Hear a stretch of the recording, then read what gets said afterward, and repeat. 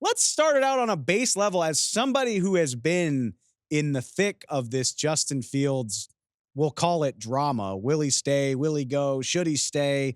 What's going to happen? How does it feel to have some clarity on everything going on with the Chicago Bears? It's been a rough couple of days, weirdly enough, trying to process that the fighting for my life on Twitter is over.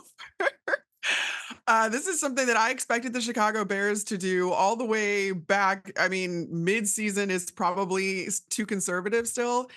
I kind of figured the Bears were going to move on from Justin Fields because it made too much fiscal sense, and especially when they got the first overall pick, it's such a unique scenario that the Chicago Bears are in, having the first overall pick without a roster that warrants it. In fact, the Chicago Bears roster, especially after everything that's happened over free agency this offseason so far, is a really good landing spot for a young quarterback.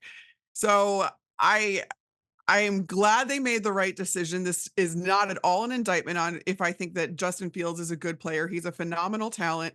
He's an incredible athlete. He now gets a chance to go somewhere where he could potentially contend for the starting job. If not this year, then definitely next.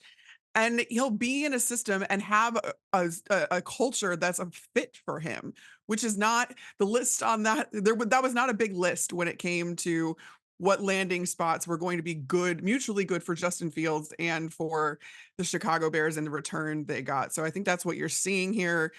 Wrote a huge article as soon as the trade happened about how Ryan Poles, the general manager of the Chicago Bears, did right by a guy that he did not wrong in the first place. Ryan Poles was not the one that drafted Justin Fields into that scenario in Chicago, but he did right by the guy even though he didn't draft him. Yeah, I like that you started there. Let's start with the Fields aspect of it, and then we can dive into everything Bears. I see, it's Monday as we're recording this. I see stuff on social media. I see various reports about, oh, well, there were better offers. Did the Bears mess this up by waiting too long? Did the Bears mess this up by not waiting long enough? Because maybe when the draft comes and goes, if somebody doesn't have their quarterback plan come to fruition in the draft, maybe they'll be more willing to trade for Justin Fields. Here's my hot take. Are you ready for it? Uh-oh. I don't care. I don't care about all of this quibbling about did the Bears get good value? Did they, oh my God, they could have gotten a third or a fourth or whatever. Like you just said, they said at the at the NFL Combine in Indianapolis, Ryan Poles said, "We want to do right by Justin Fields. We don't want this thing dragging out." You would know better than I. I've never been to Hallis Hall in Chicago, but he seems to be well liked. Justin Fields does. It seems like the guys there like him. They wish him well. They see him as a good teammate. Why do you want to mess up the vibes and the excitement and everything that's about to be coming the Bears' way by turning this into any more of a saga than it needs to be? Like you said, they didn't draft Justin Fields. They've already done a good job of maneuvering around for extra draft capital, and they could continue to do that. We'll get to that later.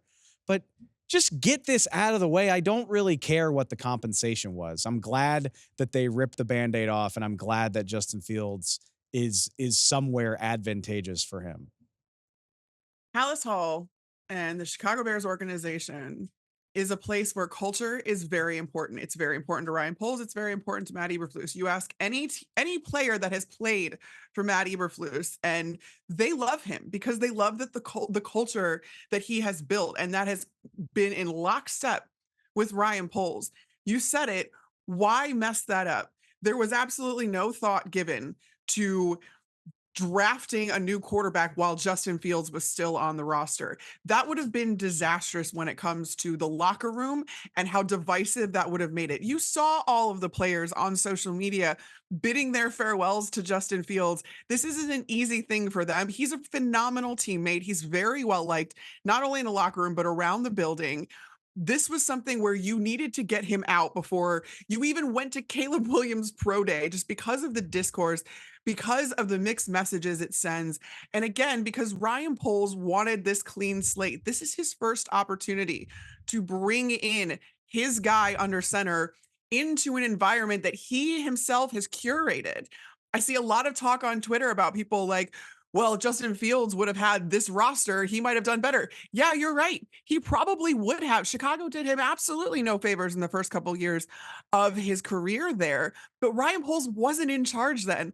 This rebuild is is Ryan Poles setting a really soft landing for the eventual new quarterback he was going to bring in. I fully believe this was always his intention. It was just going to be a matter of when and how they could move Justin Fields.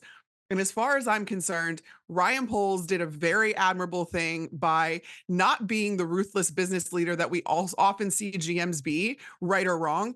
He looked at the human aspect of it, and of the trade offers that were on the table, he got Justin Fields and his agent's input as to where he would want to go.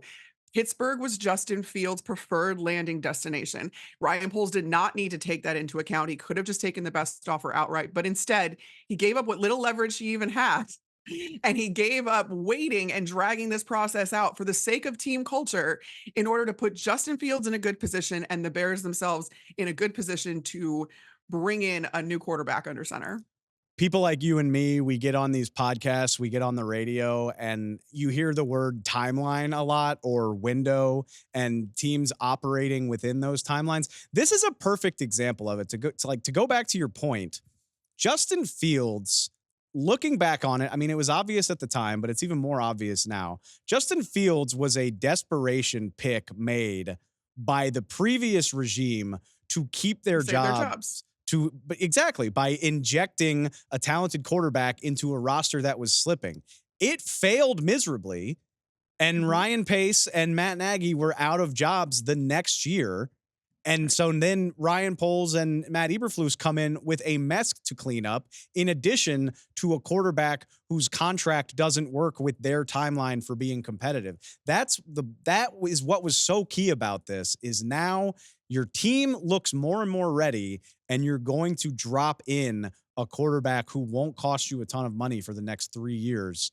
It is the ideal team building scenario. There's a dozen different ways to build a contender, but this is like 101. This is the easy Mhm. way to do it. And I'm curious now, with what we've seen earlier in the spring, DeAndre Swift, Gerald Everett. Obviously, they re-signed Jalen Johnson on the defensive side, and now you get Kevin Byard. Kevin Byard as well. Kevin Now, Byard. now you get Keenan Allen as well. Yeah. I mean, how great does this look for Caleb Williams to step in? And I would say I don't want to put expectations on the guy, but let's be honest, those are going to be there anyway. But they should be, with the job that they've done putting talent on this team. This was a 7-win team last year, the Chicago Bears were. And yes, you are bringing in a rookie quarterback, whether that's Caleb Williams, whether that's whoever the Bears have decided fits their scheme the best.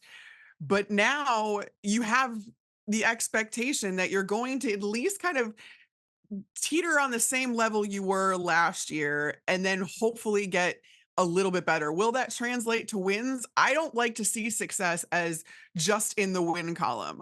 I want to see tangible improvement. That's what we saw out of the Bears last year towards the end of the season, especially after the Montez Sweat trade.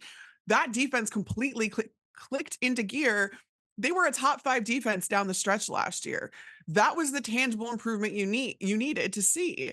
And now again, you're going into this year, it might not work right away. You might not get to double digit wins this first year, but as long as you see the vision, you see the plan, I think that you can feel good if you're Bears ownership about what you've built. And at the end of the day, this is just the 3rd season removed from a total rebuild, a total teardown.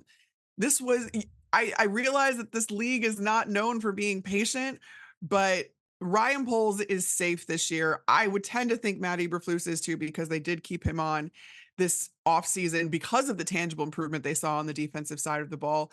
Now we're going to have a really good 1-2 punch, a really good veteran 1-2 punch between DJ Moore and Keenan Allen to help Caleb Williams, or whoever it ends up being, a rookie, acclimate to this league. And it matters when you have experience around you. And you've seen the Bears, they have like 2 different veteran centers right now to try and see who might end up being the guy for the young starter up front. You have depth along the offensive line. And yeah, you have DeAndre Swift now in the backfield. That's part of a stable of running backs. but he is also considered a veteran at this point. So you've infused the offense with a ton of experience in order to get ready for the young guys so they can move him along as quickly as possible and see that tangible improvement and development by the end of this year.